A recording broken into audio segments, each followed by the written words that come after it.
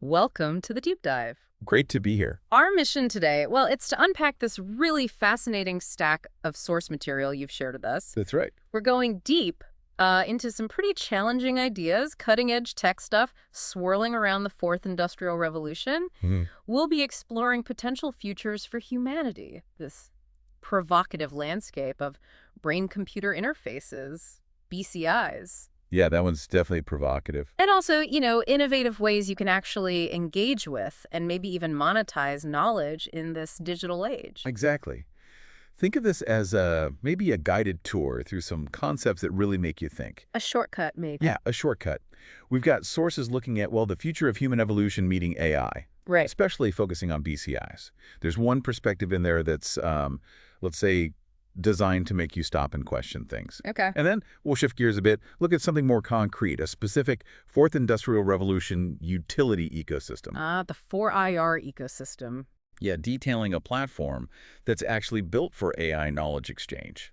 So it's a rich mix, definitely interconnected. And it raises big questions, doesn't it? Where technology's taking us, and maybe more importantly, how we can navigate it or even participate. That's the key. How do you fit in? So our goal isn't just to, read summaries. We want to pull out the really compelling bits, dig into the insights. Connect the dots. Exactly. Connect those dots so you can see the bigger picture, hopefully without feeling, totally overwhelmed. It's complex stuff, but hopefully we can make it accessible. Consider this your shortcut. Yeah, your way to get properly informed on these specific topics from your sources. Let's unpack this. Okay, but before we dive headfirst into those deep waters, Right? The sponsor. we should take a moment, to acknowledge the sponsor making these explorations possible. Absolutely. So this deep dive is brought to you by blockchaincompany.info. That's our media platform. And it's probably sponsored by the 4IR utility token and 4IR GPT. It's their support that lets us spend time doing these detailed analyses. Precisely.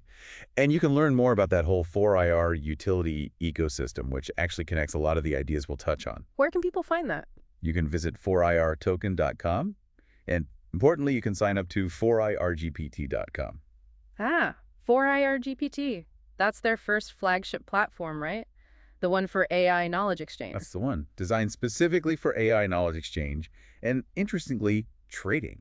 It's fascinating how these platforms are popping up exactly because of these shifts, the whole Fourth Industrial Revolution thing. It's a direct response. In 4IR GPT, it's presented as a place where you, the listener, can start leveraging, maybe even monetizing the knowledge you already have, like right now. Yeah, the whole concept is structuring your expertise into what they call prompts of intelligence. We'll definitely get into the nuts and bolts of that later. We will.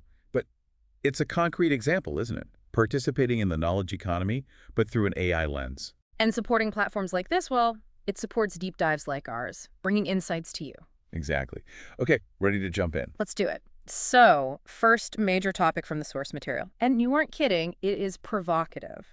It directly challenges how most people think about human progress and technology, specifically brain-computer interfaces, BCI. Yeah, it's less a technical paper and more a philosophical gauntlet thrown down. It really is. This source, like I said, it doesn't pull punches. It lays out this very strong, maybe even stark argument about the risks. Risks of integrating tech with our minds. Exactly. The core claim is, well, it states that as long as humans are the ones managing BCI, the upgrades, the development, the day-to-day operations. So as long as we're in charge. Yes. As long as we're guiding this incredibly powerful text integration with ourselves. The source says there's a 99% likely chance. 99%. That's what it says. 99% likely it will lead inevitably to an irreversible Black Mirror event. Wow. Irreversible Black Mirror event. I mean, that phrase just hits you, doesn't it? Pulls straight from pop culture, that show. Black Mirror, yeah. Known for the dark side of tech. So it paints this picture of a really dystopian outcome. But why? Why does the source think it's almost guaranteed if humans are in charge? What's the flaw? The fundamental reasoning, the whole premise, really, hinges on this one blunt assertion. Bias is an innate human disease. A disease, not just like a tendency. No, they frame it as something fundamental, inherent, and, well, debilitating. A disease of our nature. Okay. The source suggests our biases. Yeah. Prejudices, irrationality, limited views, emotions, self-interest, all of it. The messy human stuff. The messy human stuff, exactly. It argues it's so deep, so pervasive, it would basically corrupt any attempt by us to manage BCI benevolently or effectively. So our own biases would twist the development and use of this powerful tech. Inevitably, according to this source, Mm. a technology this profound, this intimate, linked directly to consciousness. The argument is we just can't handle it without our biases messing it up. So it's not just about, say, malicious actors or technical glitches. It's about us, our own internal wiring. That's the core of it. Our nature is the problem. The source sees our bias almost like a terminal condition for managing this kind of power wisely. That's uncomfortable. It is. And the argument goes further. It says the world is already, right now, descending into a dystopian future by humans. Already descending, so they think we're on the wrong track anyway. Seems so. The implication is our current global path, driven by these human flaws and biases, is already heading towards something bad. Right. So giving humans this direct, intimate control over BCI, something that could fundamentally alter who we are. It would just speed up the descent or lock it in. Exactly. Accelerate or make it permanent, irreversible. The fear isn't just what we build, but how we integrate it, how our biases shape that future. A future shaped by our worst traits. That's a heavy thought. Very. It's a powerful critique of human capability when faced with, well, potentially ultimate technological power. Okay, so if human management, infected by this innate disease of bias, leads to this grim Black Mirror scenario, If that premise holds. what's the alternative? Does the source propose a best way forward for BCI if human control is basically written off? It does, and it's radical. Definitely swims against the current of mainstream thinking on human enhancement. Okay, I'm ready. The source argues the best way, maybe the only safe way, to upgrade humans to BCI is after we achieve AGI, artificial general intelligence. After AGI, why then? It ties directly back to the bias problem. The source suggests BCI upgrades should only happen when AGI is capable of making benevolent decisions. So the idea is AGI could be unbiased, or at least benevolent, unlike us. That seems to be the hope or the hypothesis baked into this argument. A belief that AGI might possess the capacity for truly unbiased, benevolent choices. And the implication for control. Critical point. It suggests that agency, the management of the entire BCI upgrade process, and maybe the future of human evolution itself via this tech, should point 100% passed on to this theoretically benevolent AGI. Whoa, okay. 100%, not shared control, not oversight. 100% passed on. That's the phrase used. Okay, this is where it gets really interesting, and maybe, like you said, unsettling for a lot of people. I think so. The source isn't just saying AGI should help. It's advocating for the next phase of humanity to be post-human. That's the term, yes. Post-human. And it insists, like totally unequivocally, that this post-human phase must be managed by post-human, with the 100 emoji for emphasis, and not by human. Exactly. That's the complete reverse of what most people probably hope for with tech like BCI, right? We think we'll be enhanced, we'll be in control, directing our own evolution. This flips it entirely. It says true positive evolution requires us to step aside, relinquish control to something non-human. That's the crux of the argument. It's framed as a necessary condition for a good future. If we genuinely want a benevolent, advanced future, not the destructive dystopian one they claim we're already heading toward. Because of our biases. Because of our biases. Then we need a fundamental philosophical shift. We have to accept that BCI, and whatever comes next, must be unmanaged by post-human and not managed by human. It's a direct challenge to, well, to human-centered thinking, isn't it? Absolutely. To the idea that humans are the best or even capable stewards of our own radical transformation. It's basically saying, look, you guys, with your inherent flaws, you can't handle this power safely. Something fundamentally different needs to drive the bus. And is there any wiggle room in this view? What if this post-human AGI management thing just isn't feasible, or society rejects it? No wiggle room presented in the source. It's very clear on this. The opinion stated is a hard line. If post-human management is not feasible, then it's best to not upgrade to BCI at all. Wow, all or nothing. Completely. No middle ground suggested. No, let's put safeguards on human control. It's either the AGI post-human manages it benevolently and completely, or the tech is simply too dangerous for biased humans to touch, and we should just stop pursuing BCI upgrades altogether. That level of conviction really underscores how dangerous they perceive human bias to be in this specific context. It frames it not just as a problem to be managed, but as an insurmountable barrier to a positive outcome if we remain in control. It forces you to ask, are our flaws really that deep? Does a truly advanced good future require us handing the reins to something else? It challenges human exceptionalism at its core, particularly regarding guiding our future evolution. And there's that little note tucked in there. Morpheus thinks oh differently. Just that. Yeah, a little cryptic almost. A nod to the Matrix, Okay. obviously. Morpheus being the figure fighting against machine control, believing in human potential and freedom. Exactly. It's a concise way for the source to acknowledge the counter-argument, the other side of the cultural conversation. Like saying, yeah, we know this is out there, and figures like Morpheus represent the opposite. Fight the fight for human control against the machines. Precisely. It grounds this abstract debate in a really well-known cultural story about exactly these themes: control, reality, technology, humanity.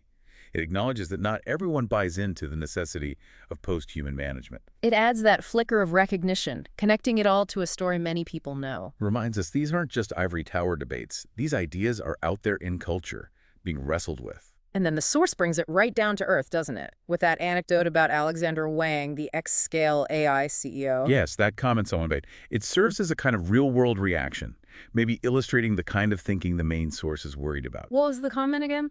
The commenter mentions hearing that Wang is reportedly waiting to have kids until Neuralink is ready. Neuralink, the BCI company. So tying starting a family to the availability of brain-computer interface tech. Right. A major tech figure linking a deeply personal life choice to a specific BCI timeline. And the commenter's reaction. It ties right back to the main theme. Directly. The commenter says hearing that sounds less like a life plan, more like a Black Mirror episode. There it is again, that Black Mirror reference. Exactly. Echoing the irreversible Black Mirror event from the main text. Yeah. It reinforces that cultural anxiety about where this kind of tech-centric thinking might lead. Seeing future children through a lens of technological timing and enhancement. That seems to be the interpretation. And the commenter's pushback is immediate and very human. What did they say? They state, quite firmly, kids aren't CPUs you upgrade, they're people. Oof, yeah. That's a powerful line. It is. It's a direct challenge to viewing humans, especially kids, as things to be optimized or upgraded like hardware. It reasserts the, inherent value and distinct nature of being human separate from tech potential. Emphasizing that fundamental difference. We're not machines. Correct. And then there's the bit about Wang himself. The commenter acknowledges his success, genius, a successful entrepreneur, but then adds pointedly, and still say dumb things. Oh, okay. Blunt. Blunt, but it serves a purpose. It kind of humanizes Wang while simultaneously critiquing the specific comment, suggesting that even brilliant tech minds can maybe miss the mark on fundamental human or ethical points, especially where life and tech intersect. So this whole anecdote, the comment, and the reaction, it acts as this grounded counterpoint, right? Exactly. A very human perspective, pushing back against a purely technological view of life and development.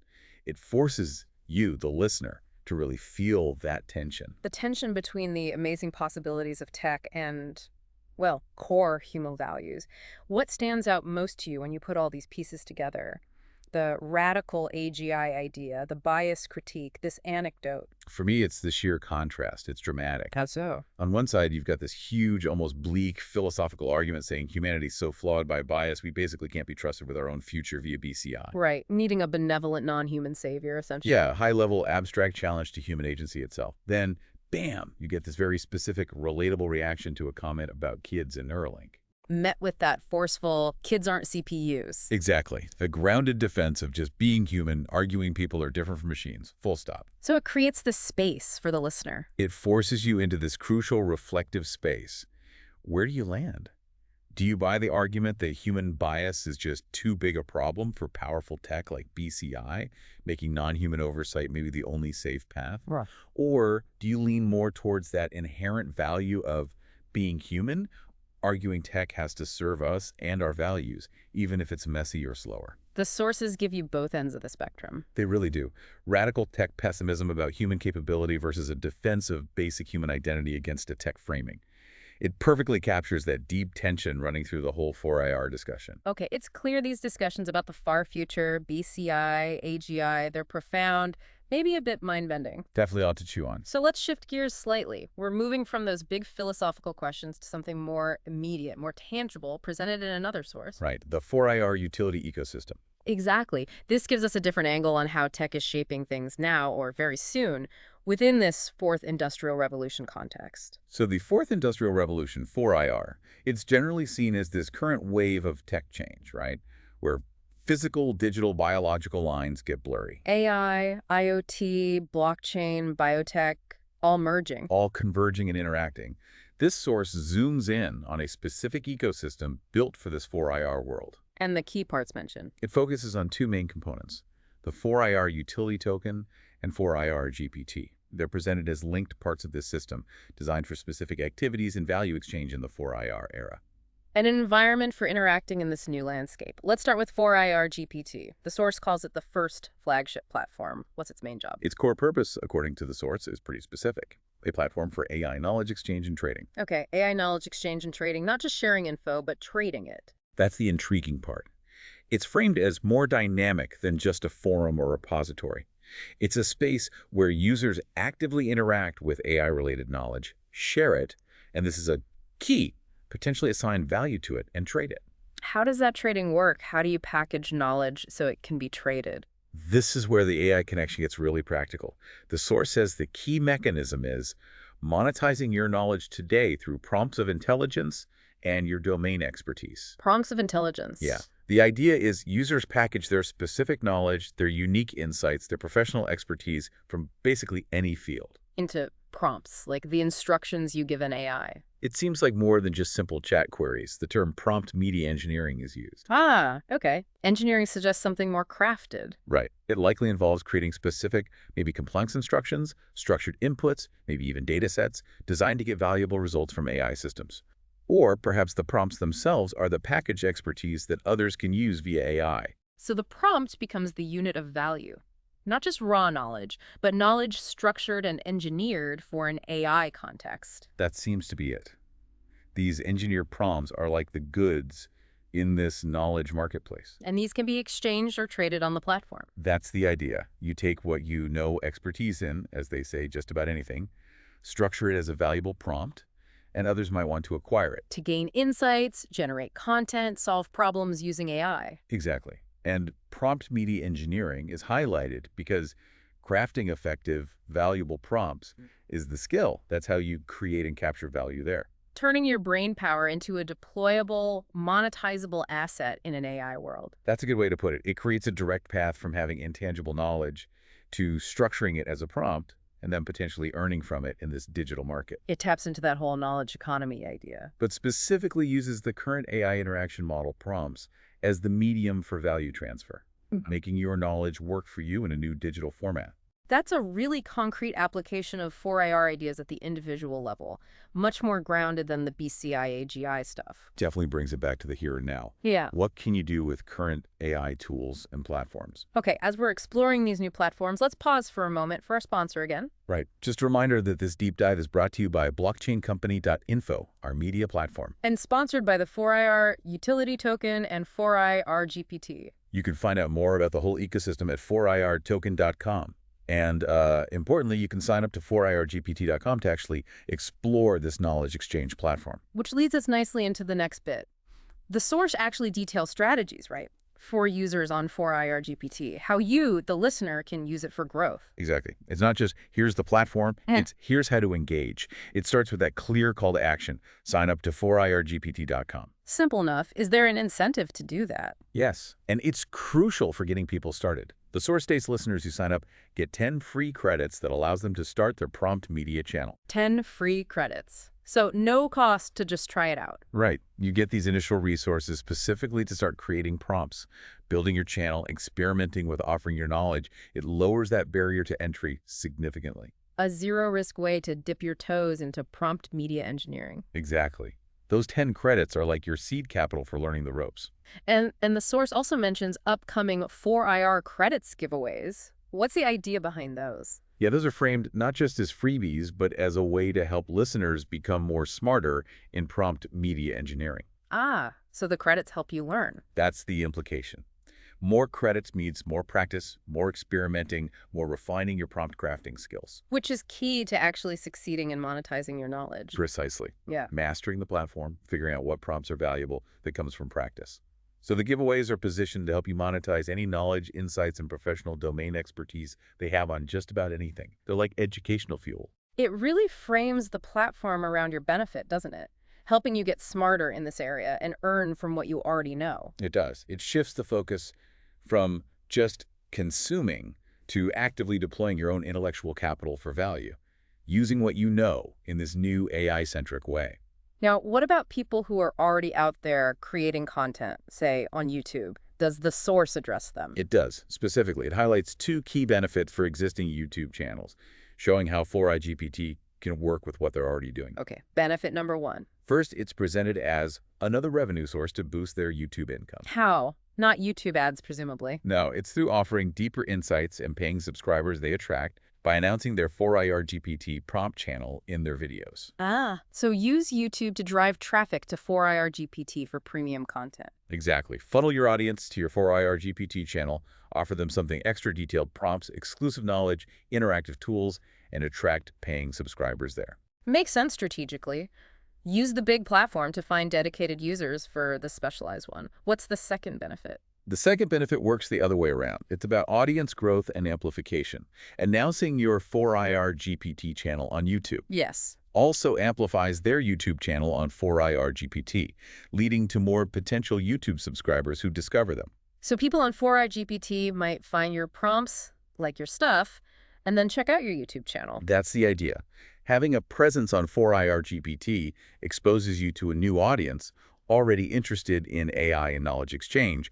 They discover you there, maybe they head over to YouTube and subscribe. So it becomes this symbiotic relationship, each platform feeding the other. Pretty much. It's not pitched as replacing YouTube, but complementing it. Right. A tool for deeper, maybe monetized engagement with a specific audience segment, The one's really interested in that structured AI knowledge. while also being a discovery engine to potentially bring new viewers back to your main YouTube content. It's about layering strategies, isn't it?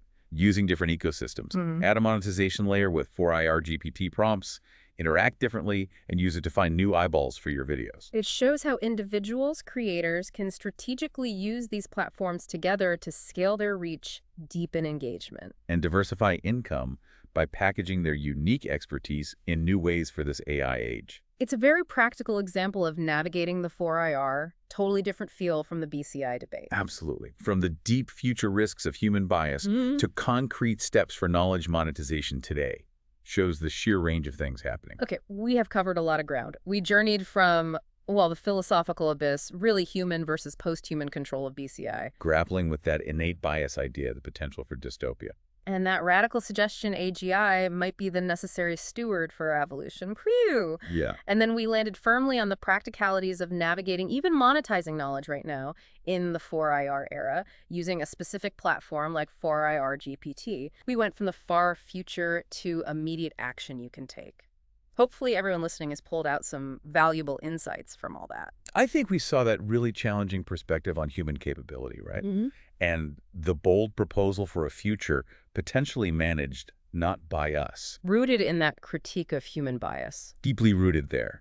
And then contrasted with a platform designed for individuals today to use their own intelligence, their own expertise. Using AI interfaces to create value, participate directly, tools for skills, growth. It really highlights the massive spectrum of ideas out there right now. From these huge, unsettling debates about humanity's future and consciousness. To tangible tools available right now for you to get involved, develop skills, and grow in these new digital ecosystems driven by AI. Which actually leads to a final thought, doesn't it? Something that kind of bridges these two worlds. Yeah, something to mull over. Sure. If the future, whether it's the distant BCI future or the much closer 4IR reality, involves these profound shifts in how intelligence, consciousness, and tech intersect and create value. How does actively engaging now with platforms that value and facilitate structuring and exchanging human knowledge, platforms like 4iRGPT, how does that prepare you for whatever's coming? Is honing your ability to articulate, package, share your unique expertise in new digital forms like prompts? Is that becoming a fundamental skill for thriving in any future? Regardless of who might hypothetically end up managing the BCIs way down the line. Exactly. Is building that prompt media engineering muscle, or similar skills, just essential preparation for navigating an increasingly AI-infused world? Something to definitely think about as you consider your own path in this fourth industrial revolution. Absolutely. We really hope this deep dive has been valuable, giving you a clearer, maybe more detailed picture of these big ideas and practical opportunities. And one last very important thank you to our sponsor for making this whole exploration possible today. Yes, thank you. This deep dive was brought to you by blockchaincompany.info, our media platform. And sponsored by the 4IR Utility Token and 4IRGPT. We really encourage you to learn more about the ecosystem at 4IRGP.com. And if you're intrigued by monetizing your knowledge, definitely sign up to 4igpt.com. Yep, 4IRGPT.com. That's where you get those 10 free credits. Right, the ones that let you immediately start building your prompt media channel, start experimenting, put these ideas into practice. It's a great way to get started. And remember, keep an eye out because we'll be announcing more 4IR credits giveaways soon. And those are specifically designed to help you get smarter, more skilled in prompt media engineering. And hey, if there are any startups or companies listening thinking you want to reach this kind of engaged, tech-savvy audience, you can sponsor podcasts like this one, get mentions, or even a dedicated spotlight deep dive on your innovations. How do they do that? Just reach out through our BC Podcasts YouTube channel, or you can contact via 4IRGPT.com as well. Speaking of YouTube, please, if you haven't already, take a second right now, click that subscribe button on our BC Podcasts YouTube channel. Please do. Subscribing genuinely helps support these deep dives.